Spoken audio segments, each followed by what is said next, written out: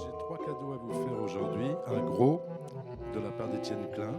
Ça s'appelle La physique selon Étienne Klein. C'est paru chez Flammarion.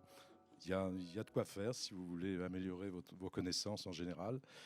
Un autre livre qui est paru chez Champ Science avec Gauthier de Pambourg qui s'appelle Idée de génie. Ça, c'est marrant comme tout. Et puis, encore une fois, ça peut être utile. Et puis, un petit bijou que j'ai dévoré. C'est paru chez Artaud. Ça s'appelle Psychisme ascensionnel. Ce sont des entretiens avec Fabrice Lardreau. Et je pense qu'il a dû se régaler, ce cher Fabrice, parce que ça fait le tour d'un certain nombre de sujets qui vraiment nous concernent. Et je ne suis pas physicien ni mathématicien, je ne suis pas scientifique du tout, mais j'ai progressé un petit peu. Donc je voulais vous remercier. Et puis je sais que ça ne se fait pas pour démarrer un entretien, mais je voulais vous complimenter et vous remercier. Je comprends ce que vous dites. Pas tout, mais je comprends beaucoup de choses. Et comme j'ai un petit souci avec les philosophes d'aujourd'hui, où je trouve des éléments de langage comme chez un vulgaire politicien, ça m'a fait du bien. Donc soyez remerciés. C'est vrai d'ailleurs, vous rendez de vrais services. Je ne sais pas d'où ça vous vient cette idée, dans un monde où la nuance ou la complication, ça excite pas trop les générations, mais d'où vient cette envie, Étienne Klein, de rendre service aux gens et d'essayer de faire comprendre des choses qui sont de temps en temps un peu difficiles? Bon, c'est une question que je me suis jamais vraiment posée parce que je me suis engagé dans cette démarche qu'on pourrait appeler une démarche de vulgarisation, que moi je vis plutôt comme une démarche de clarification parce que moi j'ai du mal à comprendre et donc comme j'enseigne par ailleurs, pour enseigner il faut non seulement savoir mais aussi comprendre, c'est-à-dire il faut savoir ce que veut dire ce qu'on enseigne aux étudiants. Qu'est-ce que ça veut dire? Qu'est-ce que ça implique? Et ça demande beaucoup de travail. C'est un travail de clarification. Et une fois qu'on a clarifié, on devient capable de dire certaines choses à toutes sortes de publics. Et moi, mon idée, quand j'étais beaucoup plus jeune, c'était de constater que tout le monde n'avait pas eu la chance de faire des études de sciences, de physique, que la physique propose, notamment la physique quantique, qui a été ma grande passion, propose des idées incroyables, originales, intéressantes, profondes, dont on peut se demander d'ailleurs comment elles ont pu Mhm. advenir dans le cerveau de jeunes gens des années 1920-1930. Ça reste un mystère pour moi. Juste une petite parenthèse. Qu'est-ce qu'on savait sur la matière en 1925? Ben, je vous le demande. Eh ben, en fait, par rapport à aujourd'hui, quasiment rien. On connaissait le proton, l'électron, pas encore le neutron. On ne connaissait pas les interactions nucléaires. Donc le noyau atomique était un objet encore très mystérieux. Et ces jeunes gens mettent sur pied une nouvelle façon de comprendre le monde physique qui s'appelle la physique quantique. Et plus de presque un siècle plus tard, on a découvert les quarks, le boson intermédiaire, les bosons intermédiaires, le boson de Higgs, les neutrinos, les gluons, etc. Et c'est toujours la physique quantique. Mais Ça comment veut dire que les données nombreuses qu'on a accumulées n'ont pas remis en cause les principes qu'eux avaient trouvés sans données. Et je me disais, il faut quand même raconter ça aux gens. C'était presque un engagement politique, c'est-à-dire en République, les connaissances doivent circuler librement, sans entrave idéologique, religieuse ou autre, parce que dans l'idée que j'avais, la notion de République a à voir avec la notion de connaissance. La connaissance a de la valeur dans une République. Voilà, c'était tout bête. Et puis, est arrivée la pandémie, et cette méthode qui a été la mienne et qui a été celle de tous les vulgarisateurs, travailler, clarifier pour expliquer, j'ai découvert grâce à la pandémie que c'est un échec. Ah oui, là, il y a du boulot parce que Parce que j'ai vu que finalement, on juge de l'efficacité de la vulgarisation à partir des contacts qu'on a avec les gens qui sont intéressés par elle. Ceux qui lisent les livres, ceux qui viennent aux conférences, les étudiants, etc. Et on a l'impression qu'en effet, ils comprennent, comme vous. On dit ça marche, on dit ça marche. Mais en réalité, le public, le grand public, c'est celui qui justement n'est pas dans cette démarche. C'est celui qu'on voit jamais. Et on voit ces références grâce aux réseaux sociaux. Et pendant la pandémie, on a vu une mise en scène de la science et de la recherche qui m'a semblé extrêmement problématique. Mais c'est décourageant pour un homme comme Non, vous? c'est pas décourageant, c'est simplement que, et c'est ce que je fais depuis quelques mois, il faut réfléchir à de nouvelles façons de parler de science publiquement. Sinon, en effet,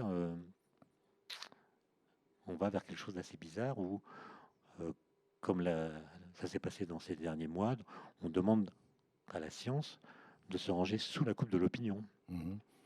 Justement, Et ça m'embête. faudrait éclaircir peut-être un peu les choses. Il y a peut-être des choses simples. Alors, j'en parle avec une infinie humilité, mais entre la science et la recherche, c'est un Oui. des points enfin, qui vous préoccupe, qui vous intéresse pour le moins. Mm.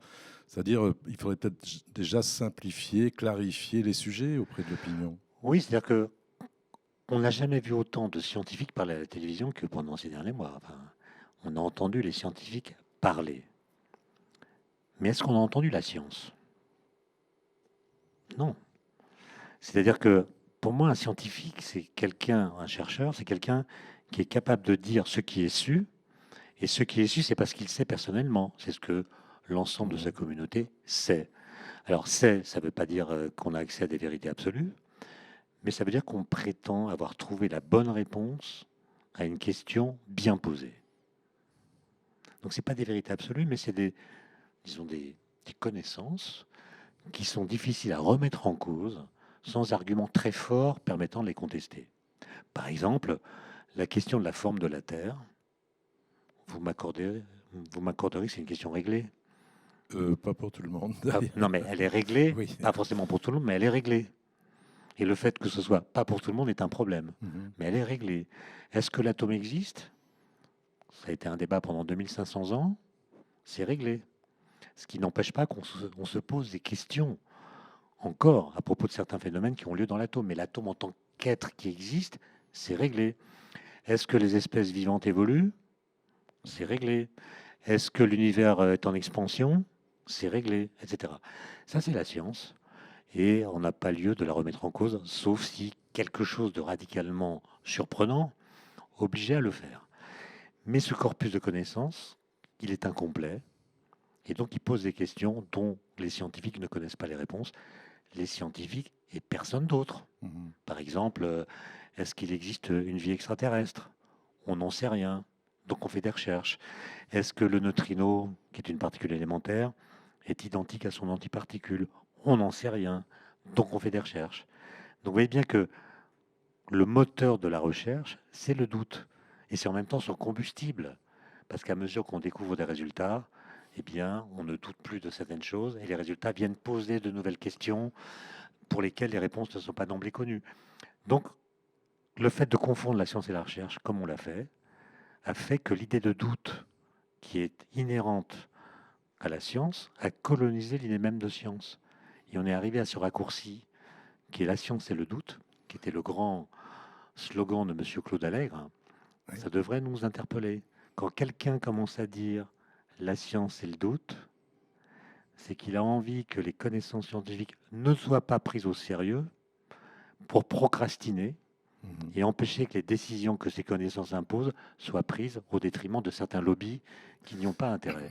Mais Voilà. c'est une séquence, on vit encore cette séquence qui est assez passionnante et de temps en temps un peu désespérante, mais il y a eu ce documentaire, je dis documentaire entre guillemets, Hold Up, Oui. dont on a beaucoup parlé. Il y a une publicité dingue autour de ça. Et il y a des scientifiques qui ont cautionné l'affaire, par exemple. Oui. Donc on peut comprendre que l'opinion nage. Absolument. Ben oui, d'autant plus que beaucoup de sujets étaient l'objet de controverses médiatiques entre experts. Et pour le public, j'imagine que ça a été très difficile à suivre. Et que d'un côté, la science et le doute, les scientifiques ne sont pas d'accord entre eux. Donc ça veut dire que la science ne converge jamais Mhm. vers des connaissances stables, que c'est une affaire d'opinion. Et si c'est une affaire d'opinion, alors moi, avec ma culture, mes croyances, mon ressenti, mon bon sens, je peux vous expliquer ce qu'il faut penser de tel ou tel sujet qui a été l'objet d'une controverse. Et vous parlez de ce documentaire que je dois reconnaître, je n'ai pas vu, Moi non plus. mais est-ce que vous faites confiance aux scientifiques, vous? Moi, j'ai aucune confiance dans les scientifiques au sens où je n'attends pas d'eux qu'ils soient individuellement objectifs, qui ne commettent pas d'erreurs, qui ne soient pas victimes de biais culturels, qui ne soient pas éventuellement sous influence de telle ou telle structure qui détermine en partie leur façon de penser. Donc je ne demande pas aux chercheurs de sortir de la condition humaine. Ce sont des êtres humains, donc ils sont subjectifs, ils ont une personnalité, ils peuvent se tromper comme tout le monde, etc. Donc ce que j'attends des scientifiques, ça n'est pas d'avoir subi une cure de désintéressement personnalisé qui ferait qu'ils ont un rapport au réel qui est plus juste que celui des autres. Ce qu'on leur demande, c'est une chose très simple, c'est d'être honnête dans un sens très particulier. Et être honnête, ça veut dire je me pose une question que d'autres éventuellement se posent, je mène des recherches pour trouver la bonne réponse à cette question, j'obtiens des résultats, et ces résultats, avant de les diffuser ourbi et torbi sur mon compte Twitter, je les présente d'abord à d'autres scientifiques qui se posent des questions voisines et qui mènent des travaux analogues. Pour recevoir leurs critiques, parfois ça se passe mal. Il faut retravailler parce qu'il y a un biais qu'on n'avait pas vu, il y a des données qui sont incomplètes, donc il faut retravailler. Et si tout se passe bien, et ça peut prendre beaucoup de temps, à la fin, ça peut prendre beaucoup de temps, ça peut prendre 2500 ans pour l'atome. Hein. Entre l'idée de l'atome et sa découverte, 2500 ans. Donc L'homme ça n'est peut pas prendre du temps, patient. Hein. mais au bout d'un certain temps, on parvient à faire parler un bout du réel. Et à ce moment-là, on peut dire, nous savons que ce soit monsieur Machin ou monsieur Bidule qui parle, on s'en fiche, c'est nous. Et donc, moi, je m'attendais à ce que dans les médias, les scientifiques disent, nous savons que, et nous nous demandons si. Cette phrase, avec deux propositions, sépare la science de la recherche. Nous savons que c'est la science, nous nous demandons si c'est la recherche. Et le fait de dire moi je pense que, moi je pense que, on s'en fiche. La pensée des uns et des autres, on s'en fiche. S'agissant des connaissances, s'agissant des croyances, c'est autre chose. Mais il y a eu cette confusion qui a été, disons, augmentée sans doute par les réseaux sociaux, puisque aujourd'hui, grâce à... vous savez, notre cerveau, il n'est pas spécialement intéressé par la vérité. Notre cerveau, il vise, entre autres choses, son confort psychique. Mais c'est pour ça que je pensais qu'on devrait créer une chaire de journalisme au Collège de France et vous en confier la responsabilité, parce que c'est tout de même important, et la séquence qu'on vient de dire démontre qu'on devrait faire attention. Ça vous tente pas? Bon, il faut qu'on en parle. Moi, il faudrait vraiment qu'il y ait une demande massive. Mais pourquoi pas? Enfin, on peut imaginer une chaîne, etc. Mais vous voyez, elle ne va intéresser que les gens qui regardent cette chaîne. Or, le problème, il est beaucoup plus général. Il faut que on arrive à atteindre toutes sortes de gens sans que ce soit une question de tropisme pour la science ou autre. Parce que finalement, pour moi, la science, elle doit être omniprésente. Elle ne doit pas être simplement confinée, si j'ose dire, dans des chaînes qui seraient dévolues à sa propagation. Il faudrait qu'on puisse faire de la pédagogie en temps de crise. Par exemple, vous êtes journaliste, donc c'est à moi de vous poser des questions. Je vous en prie. Pourquoi est-ce que, par exemple, au journal de 20 heures, on passe pas 5 minutes à expliquer ce qu'est une courbe exponentielle, quand on constate que pour la majorité des gens, le mot exponentielle veut dire grande valeur? Non, une fonction exponentielle, au début, c'est des petites valeurs, puis ça croît rapidement, mais au début, ça croît lentement. Et donc, on explique une exponentielle. Et quand, par exemple, un philosophe nous explique ce virus, il n'est pas très dangereux parce qu'il est peu contagieux, lui expliquer que la contagiosité d'un virus, ce n'est pas une propriété du virus. Ça dépend de la proximité entre les gens. Et si, par exemple, une personne malade contamine en moyenne 2 personnes, vous allez dire, c'est pas très contagieux. Ah oui, mais les 2 personnes, ça fait des elles vont en compléter de chacune, ça fait 4, puis 8, puis 16. Et très rapidement, vous arrivez à des très grands nombres. C'est ça la fonction exponentielle. Et quand on comprend ce que ça veut dire, on pense un peu autrement l'idée de contagiosité. De même, on a entendu beaucoup de commentaires dans lesquels il y avait une confusion entre corrélation et causalité. Alors, c'est des choses complètement différentes. C'est pas parce qu'il y a des grenouilles après la pluie qu'on peut dire qu'il a plu des grenouilles. C'est plus compliqué. Vous voulez pas présenter le 20h sur France 2 ou... service public. Mais vous savez très bien que ces choses-là ne dépendent pas de moi. Je m'en doute, mais ça nous rendrait service. On va prendre un petit peu de hauteur, si j'ose dire, parce que, encore une fois, j'ai été fasciné par le psychisme ascensionnel. J'ai appris plein de choses parce que je suis né en Normandie, la plus grosse colline, elle doit avoir 300 mètres de haut, donc je suis réfractaire à l'escalade. Ce qui compte, c'est pas la... Nietzsche disait, ce qui compte, c'est pas l'altitude, c'est la pente. Oui, on va y revenir. Et en Bretagne, il y a un mur de Bretagne, paraît-il. Alors, je me tourne vers vous. Il n'y a pas un mur des Alpes. D'accord? Il y a un mur de Bretagne. Donc, on voit où est l'arrogance. Enfin, moi, j'en ai conclu partiellement, parce que j'ai pas fini mon exploration de tout ça, que la physique doit beaucoup à la montagne, en tout cas à l'altitude à l'attitude aussi des gens, des scientifiques qui sont attirés par la montagne. Enfin, franchement, la physique doit énormément à des gens qui sont allés en montagne, quoi, pour regarder haut, à tel point que la physique quantique, dites-vous, n'existerait pas si la Terre était plate, ce qu'à Dieu ne plaît. Ouais. C'est une formule, mais bon.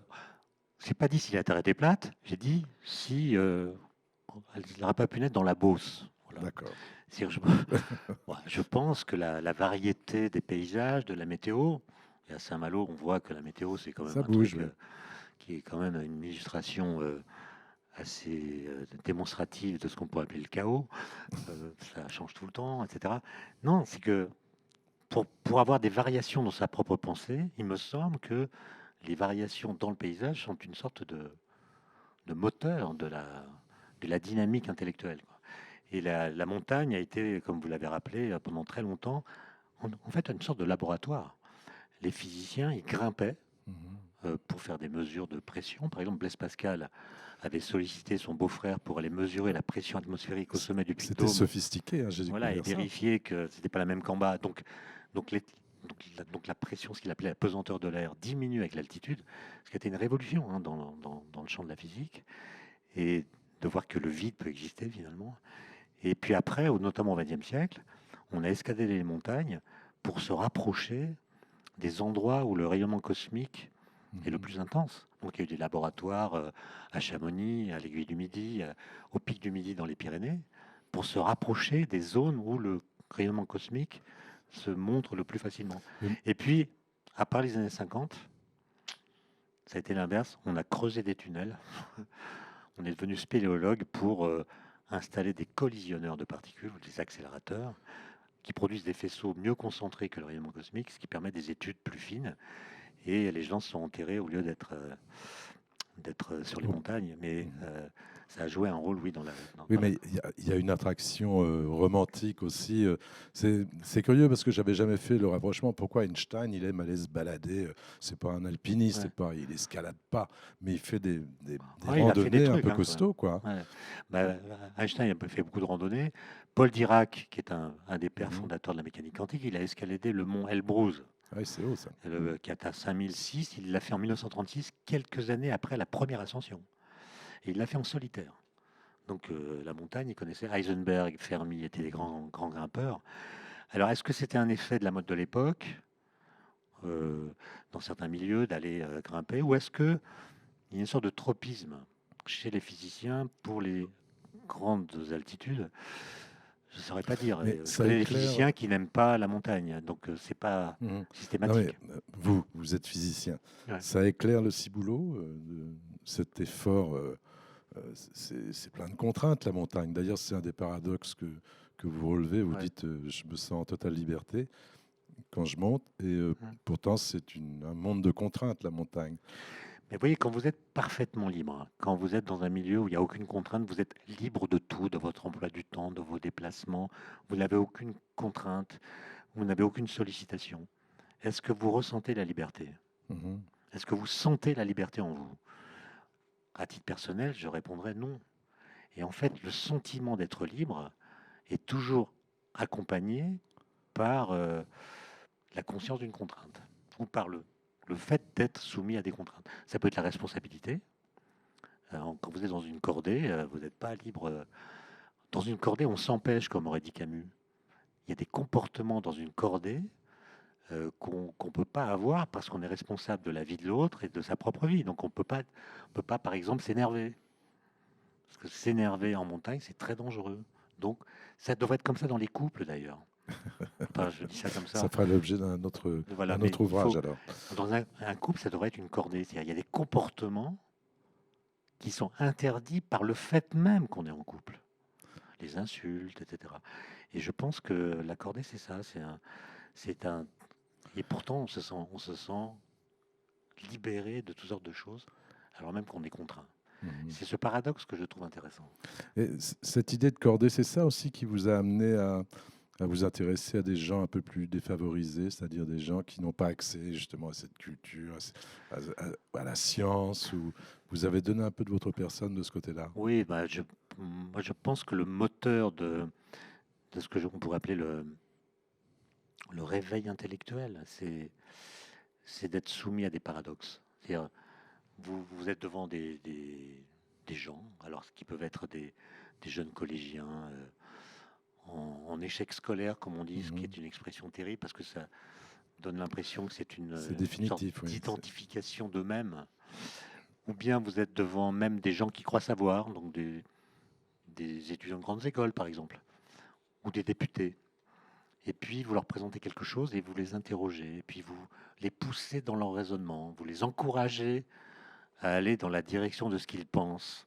Et puis tout d'un coup, Mhm. ils tombent sur un mur, sur une contradiction qui leur démontre que leur façon de raisonner, en fait, était fautive.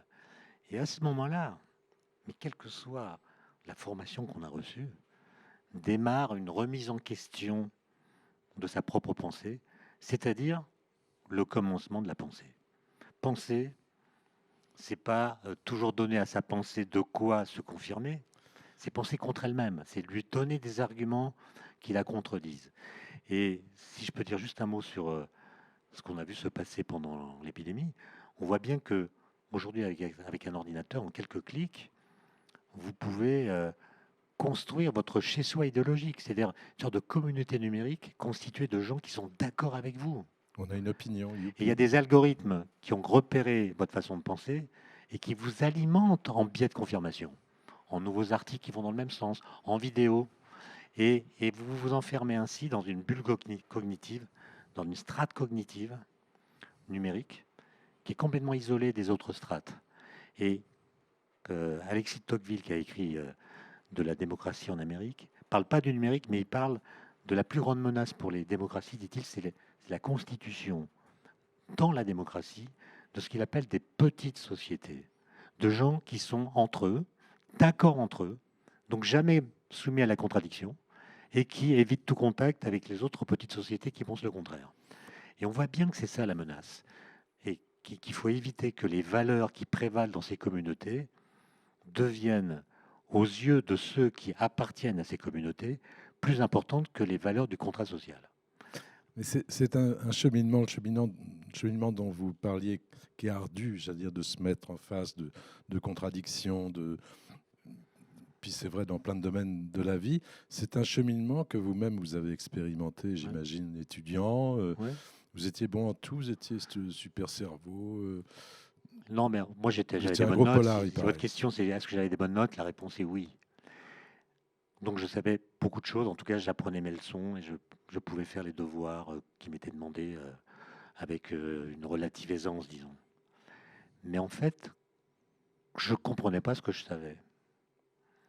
Voilà. Et donc, quand j'ai dû enseigner, j'étais terrorisé parce que je me disais, mais si les élèves me posent une question sur ce truc-là, là, je vais pas savoir. Parce que je comprends pas ce que je sais. Mhm. Donc je travaillais comme un fou avant mes cours. On Et rencontre ça à la campagne. Beaucoup de gens sont empiriques, par exemple. ouais, Et puis, ils savent pas vous expliquer pourquoi une carotte, ça pousse bien là et ouais, pas là. Mais ils savent, ils voilà. ont appris. Mais l'expliquer, Oui, mais moi, si vous voulez, je me posais des questions qui n'avaient jamais été traitées par mes professeurs. Si je peux donner un exemple, vous savez, en physique, on note le paramètre temps, petit t. oui, si vous le dites, ça doit être vrai. Oui. La variable Ouais. t, c'est la variable temps. Bon. Et on finit par se dire, mais le temps, c'est t, quoi. C'est-à-dire une sorte d'identification entre l'idée de temps et puis sa représentation mathématique. Et moi, je me disais, mais c'est bizarre, quel que soit l'instant du temps qu'on considère, on le note de la même façon, petit t. C'est-à-dire que le temps ne, le temps n'est pas une fonction du temps. C'est-à-dire le temps ne change pas au cours du temps sa façon d'être le temps.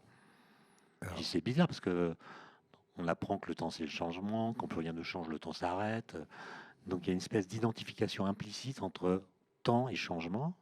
Or, le temps des physiciens est un temps qui ne change pas au cours du temps. vous Et avez agacé vos c'est quoi professeurs? cette pagaille? Ouais. Et donc je me suis intéressé à la question du temps et ça m'a pris des années. Mais Mhm. c'est parti de cette question. Et je demandais à mes profs, mais pourquoi le temps ne dépend pas du temps? Et ils étaient embarrassés. Et ils me disaient que ma question était une question qui était au-delà de la physique. Sur quoi ils avaient tort. Parce que bien après, j'ai compris en lisant les bons auteurs que le fait que T soit toujours le même à tous les instants du temps, c'est-à-dire que le temps ne change pas au cours du temps, c'était le fait que les lois physiques n'évoluent pas. Quand vous faites une expérience de physique, vous avez le même résultat que vous la fassiez aujourd'hui, ou que vous la fassiez dans 10 000 ans, ou que vous l'ayez faite il y a 1 milliard d'années. Donc les lois physiques sont invariantes. Et ça a pour conséquence la conservation de l'énergie. Donc cette question un peu bête que je posais, en fait, elle a des implications qui m'étaient complètement inconnues. Et en travaillant, je les ai apprises et j'ai donc pu les enseigner. Et à mesure qu'on progresse de cette façon, on gagne, on gagne en assurance. C'est ce qu'on appelle l'effet Dunning-Kruger, hein. C'est-à-dire que Mhm. pour se rendre compte qu'on est incompétent, il faut devenir compétent. Bon, j'ai du boulot alors. Et c'est la bonne nouvelle, c'est que vous avez vu au début de l'épidémie, le nombre de gens compétents, arrogants, il y en avait beaucoup, hein. Je suis pas médecin, mais je vais vous expliquer ce qu'il faut penser. J'y connais rien, mais il faut faire ça. Il y avait des tweets, hein, je ne suis pas médecin, mais je. Mhm. Donc c'était très paradoxal. Des gens qui disent leur incompétence de médecin et qui ensuite délivrent des ordonnances. Et bien ça, on ne le voit plus. Autrement dit, tout le monde a compris que cette affaire est terriblement compliquée. Donc on a perdu en arrogance alors qu'on a gagné en compétence. C'est Bon. plutôt mon signe. Alors, la compétence, comment on la gagne dans la montagne? Je veux dire, vous n'étiez pas compétent quand on vous a envoyé faire un petit stage à l'UCPA à Ah Chamonix. ouais, ouais, non, mais j'étais pas Donc, vous compétent. étiez même En pas fait, moi, j'ai la un chance de, athlète. moi, Vous j'ai la étiez pas. chance de n'être pas doué. Donc, je fais pas le mariole, je pars pas tout seul. J'ai un guide qui me connaît bien depuis très longtemps. Et la cordée, c'est une espèce d'intrication qui fait qu'on se comprend sans se parler, pour le coup. Mhm.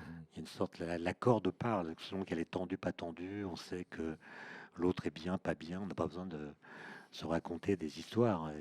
Et donc, il y a quelque chose de symboliquement très fort dans la cordée, qui d'ailleurs renvoie un peu à la physique quantique par le fait qu'il y a une sorte d'intrication, une sorte d'interaction entre les deux ou trois alpinistes qui partagent cette cordée. Euh, c'est une sorte d'interaction sans médiation d'information. C'est une sorte de lien comme ça qui est plus puissant que tous les liens qui peuvent être portés par une information qu'on transmet. Et moi, j'ai un guide donc qui me permet de faire des choses que je suis incapable de faire. Vous Il y voyez a ce que tout je veux un dire? aspect, je ne sais pas si on peut relier la physique, la montagne, la personnalité, le tempérament, la poésie, le lyrisme, je ne sais pas, mais moi, ça me fout la trouille, la montagne, vous voyez, donc il y a un risque. Et donc, Hmm. alors, c'est intéressant aussi votre réflexion sur le risque. Ben, si vous voulez,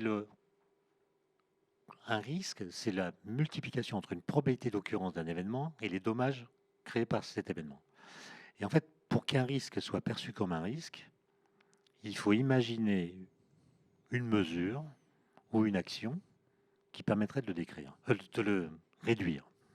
Par exemple, si vous dites il y a 16 000 morts par an en route, comme sur les routes de France, comme c'était le cas en Mhm. 1976, vous dites bah, c'est la fatalité, on veut se déplacer, donc il y a un prix à payer, c'est ce prix-là, très bien. Soit vous dites mais euh, on pourrait réduire ce nombre de tués chaque année en mettant des ronds-points, en imposant la ceinture de sécurité, en limitant les vitesses. Et donc le risque routier devient un risque parce qu'on envisage des mesures pour le réduire. Ben, l'alpinisme, c'est un risque, hein, mais c'est un risque que pour ceux qui vont en montagne. C'est vrai. Okay, et donc, annuler ce risque, c'est ne pas aller en montagne.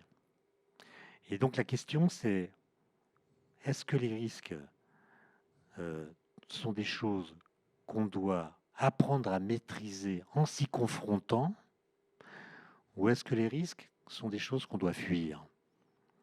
Mais si on les fuit, il faut regarder si la fuite ne comporte pas des risques plus grands que l'affrontement des risques. Et ça, je pense que c'est très important parce que on est tous beaucoup plus prompts à juger les risques qui sont associés à nos actions que les risques qui sont associés à notre inaction. Voilà. Et ça crée un déséquilibre, une asymétrie qui peut devenir dangereuse, pour le coup, dans certains cas. Vous êtes tombé déjà, la chute en montagne, J'ai fait une petite chute de 10 mètres, mais j'étais encordé et ça s'est très bien passé. J'ai pas eu le temps d'avoir peur. Et c'est marrant que vous me posiez la question parce que pas plus tard qu'hier, j'ai appris qu'un projet que j'ai déposé au CNES a été accepté. Je m'y attendais pas.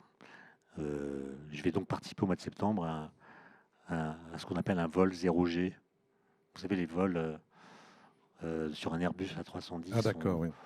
On est en chute libre pendant 20 secondes, et puis on remet les gaz, et puis on fait ça quelques dizaines de fois. Et donc pendant 20 secondes à chaque fois, on est en apesanteur, c'est-à-dire qu'on ne sent pas son poids. Et ça m'a intéressé parce que Einstein, en 1907, a eu une idée dont il dira plus tard qu'elle a été l'idée la plus heureuse de sa vie.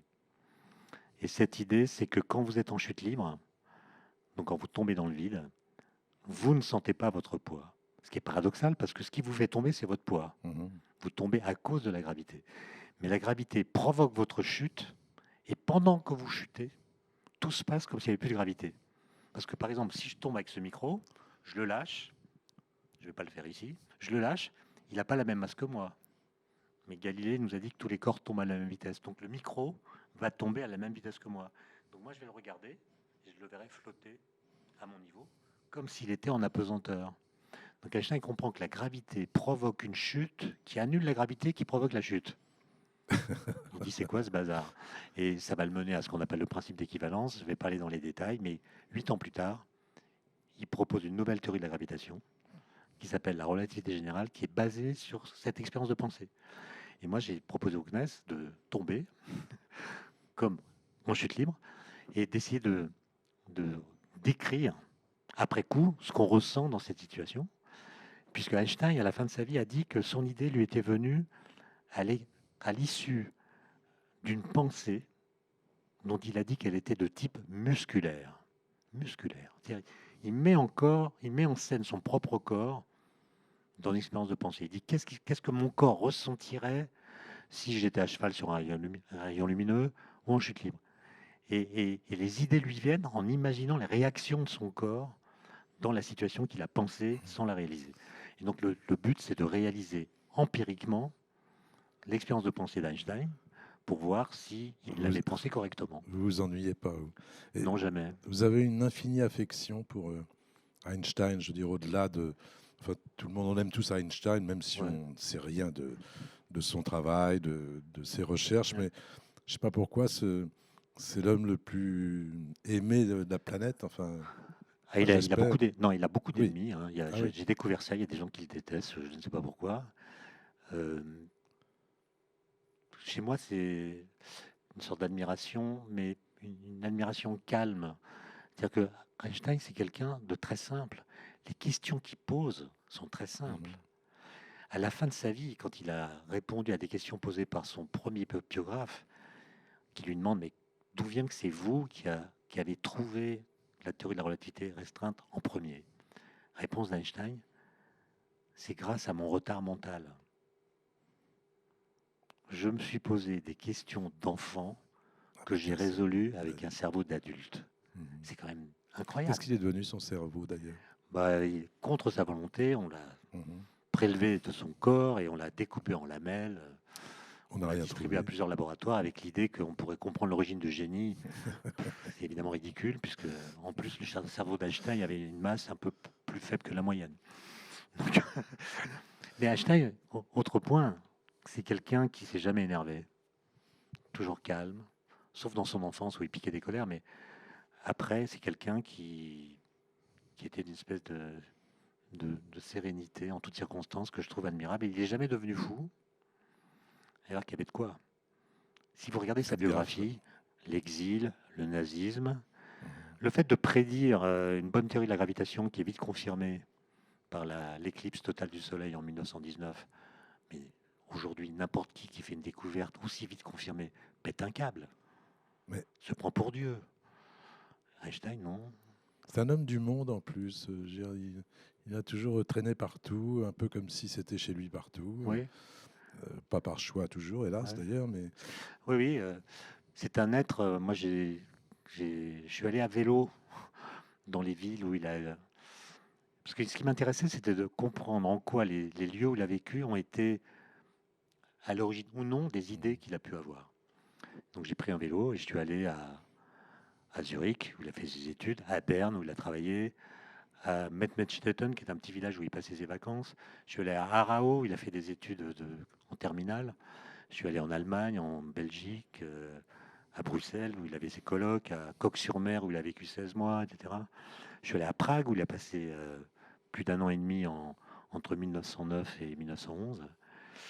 Et l'idée, c'était de voir comment le lieu pouvait déterminer sa façon de penser.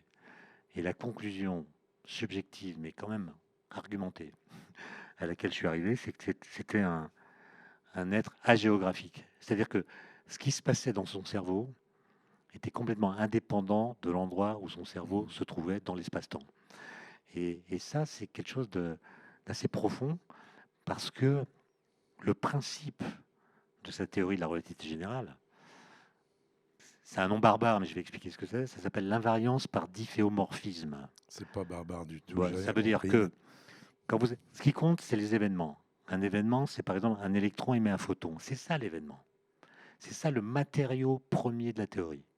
Ensuite, que vous le décriviez dans tel référentiel, par tel système de coordonnées ou n'importe quel autre, ça n'a aucune importance. Ça veut dire que la façon d'indexer dans l'espace-temps les événements ne doit pas avoir de conséquences sur la structure de la théorie. Eh bien, Einstein, il était invariant lui-même par difféomorphisme. Bon, je vais réviser après, C'est-à-dire d'accord. que ce qui se passait dans sa tête était indépendant du référentiel dans lequel il se trouvait. On n'a pas assez de temps, mais j'ai plein de questions à vous poser, enfin d'éclaircissement pour mon cerveau de français moyen. Par exemple, vous dites dans ce livre que j'adore, La psychisme ascensionnel, vous dites les Nietzschéens aimaient les formes douces, après tout vous êtes philosophe, et les Kantiens la haute montagne. Alors je manque de culture. Qu'est-ce que vous pouvez faire pour moi, docteur? Alors ça, c'est pas c'est ce que j'ai lu dans un article de Philosophie Magazine, qu'on pouvait, en tout cas certains ont tenté de le faire, euh, rapporter le système philosophique auquel on adhère au paysage qu'on aime. Alors je suis Et alors, Nietzschéen. ce qui était dit là, c'est que les Nietzschéens aiment les alpages, les vaches. Là, il y a encore un peu de végétation. Je suis Nietzschéen, Voilà, c'est vous bon. êtes Nietzschéen. Donc la montagne qui n'est pas encore effilée, qui n'est pas encore sans végétation, avec des paysages plutôt Mhm. doux, une nature qui est accueillante, parfois tourmentée par la météo, mais voilà, dans laquelle on peut vivre. La haute montagne, vous ne pouvez pas y vivre. C'est des arêtes effilées, et d'après l'article que j'avais lu, ça correspondrait à la psyché des gens qui sont plutôt kantiens, qui aiment les concepts, qui aiment se débarrasser de ce qui est contingent, familier, pour aller là où ça se passe vraiment dans le champ des idées, donc dans les hautes montagnes. Et moi, je me souviens que quand j'ai découvert la montagne, pour moi, l'idée de devenir alpiniste était complètement étrangère. Je pensais que ces gens étaient des post-humains. Ben, mais j'avais quand même l'intuition, c'est pour ça que j'ai appelé le livre Psychisme ascensionnel, que c'est là-haut que ça se passe. C'est-à-dire que si vous allez là-haut, vous pouvez avoir une sorte de contemplation monarchique du monde. Mhm. Et vous avez votre pensée fait un pas de côté qui vous fait regarder autrement ce que vous connaissez. C'est donc un écart de pensée. Le fait de monter produit un écart de pensée. Et par la suite, quand j'ai fait de l'alpinisme, je me suis rendu compte que c'était vrai. Mais je vous écoutais hier après-midi sur France Inter dans une excellente Ah oui. émission, Le Grand Atelier, ça s'appelle, avec un bon intervieweur. Et vous disiez, moi, c'est monter, descendre. Franchement, je me traîne un peu. Enfin, je veux dire, c'est un anti-climax, quoi, de descendre. Oui. on peut pas monter toute sa vie, on peut pas monter. Ouais. Les arbres vont pas jusqu'au ciel. Enfin, métaphysiquement parlant, je sais pas, un peu risqué. Enfin, source peut-être de désespoir dans 25 ans, 30 ans, 50 ans, je sais Oui.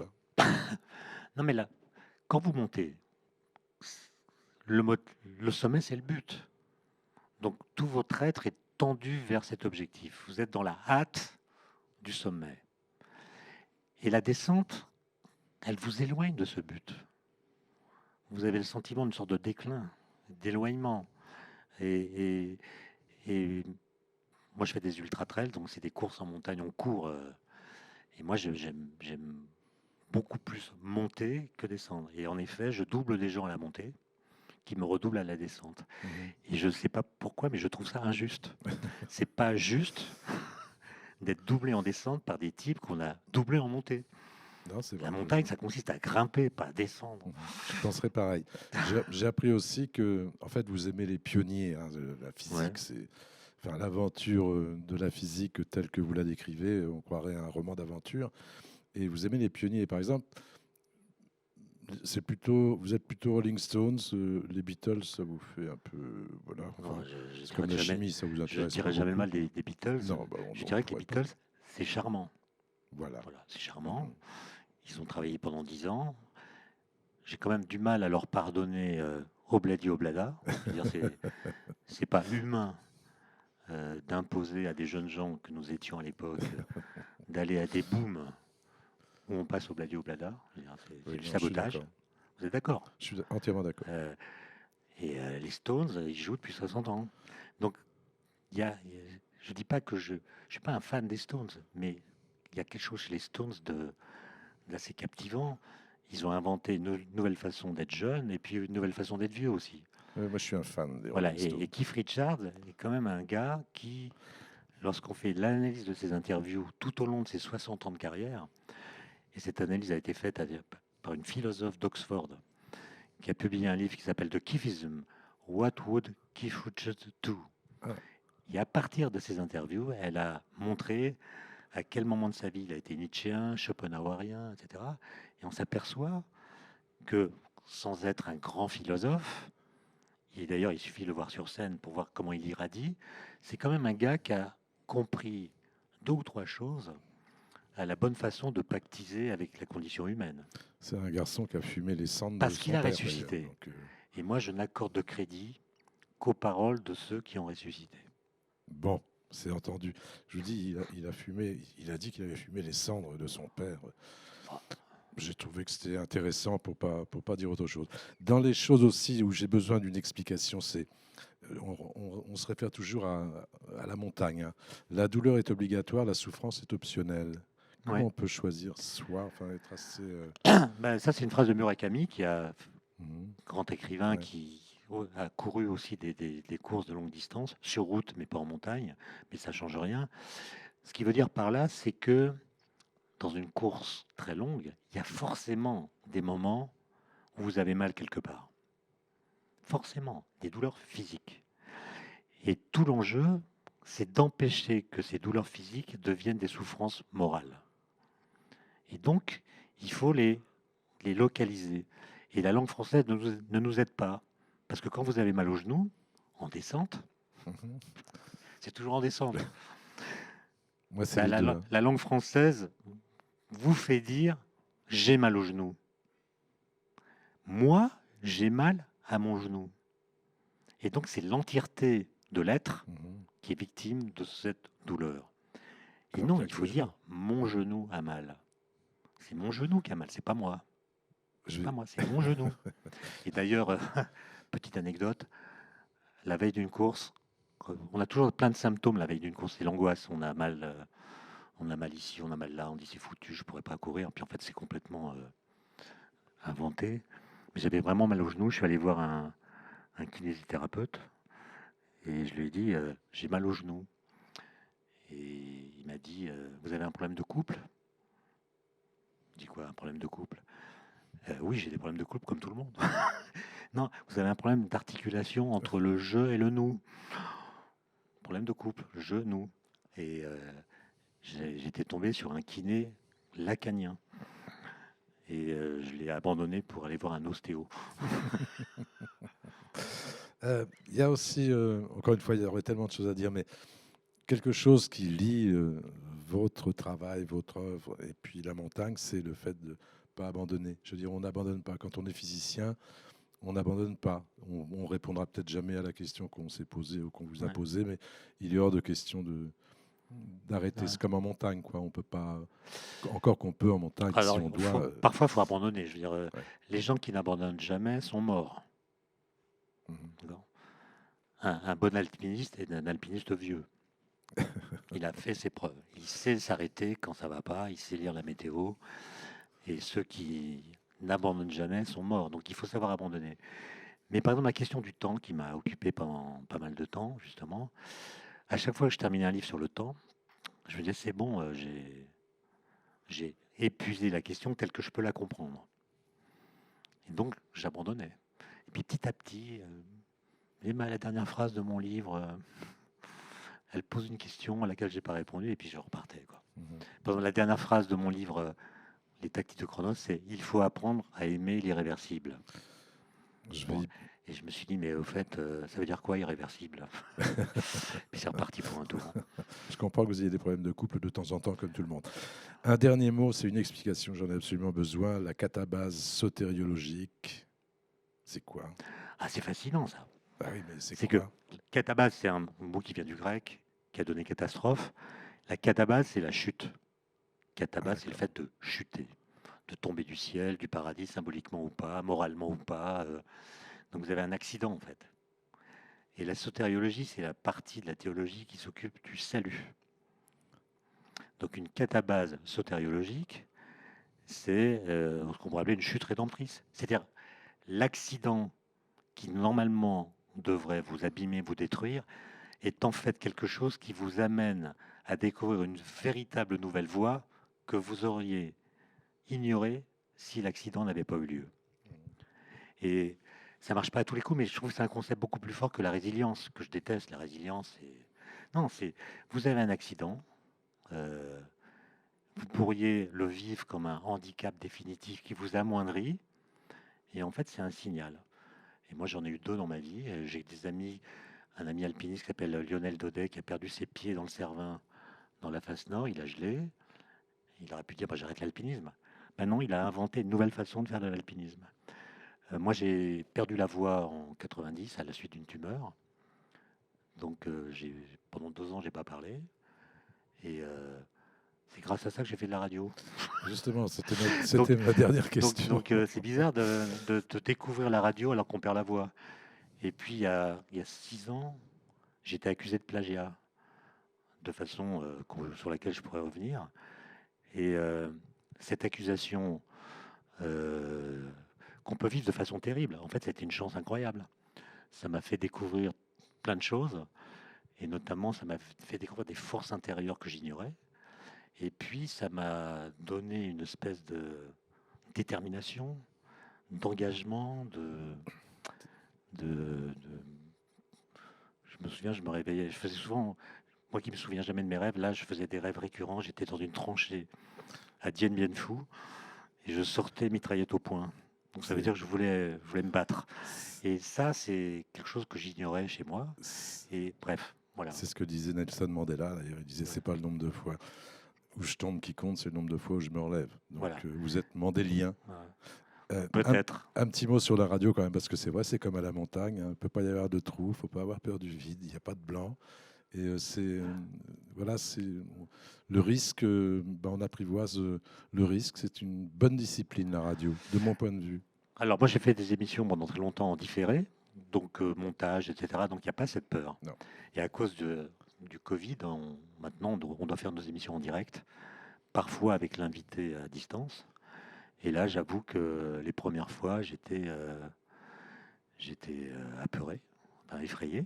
Peur du vide, peur du blanc, peur du lapsus, etc.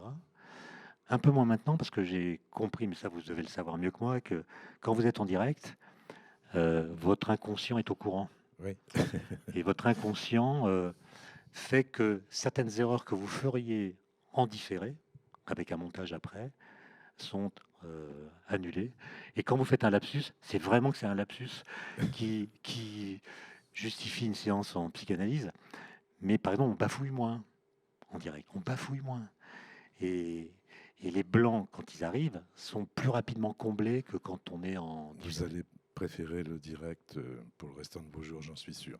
Je remercie infiniment Merci. Étienne Klein. Donc, on peut pas.